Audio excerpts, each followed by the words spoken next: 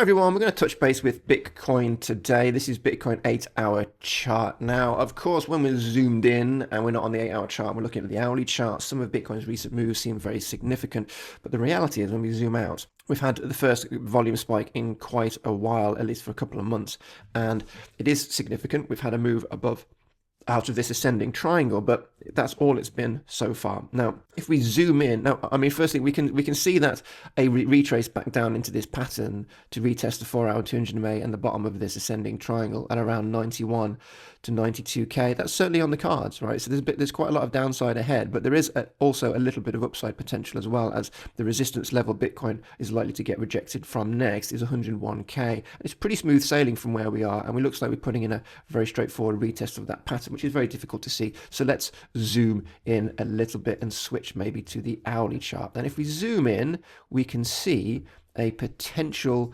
inverse, a potential head and shoulders pattern forming with a slight diagonal slant. So we have a breakout, we've had a retest, we've had another move up, and now we're coming back to have a retest.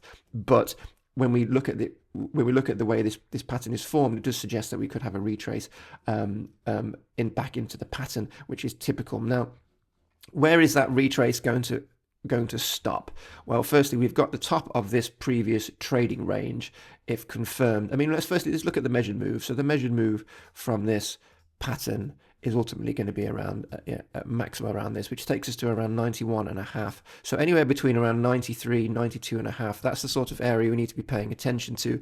And it's also the top of this previous kind of trading range. So looking for a move, and we'll just put a nice little box here if I can find it.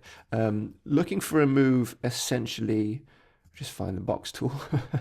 Here it is. So essentially looking for a move here. Let's just tidy this up a little bit, get rid of the background, give it a border, and stop the extension. There we go. So we're looking for a move back into this sort of box, which is between around 93 and maybe 92.5 is probably on the cards. And that does fit into the measured move following this sort of pattern. So we have to, it's not necessarily going to see a retrace all the way back down to this lower diagonal support. You see the price action has been quite bullish since then, but this is probably the ideal retracement zone we're looking for, which again is between 93 and maybe 92.5k for Bitcoin.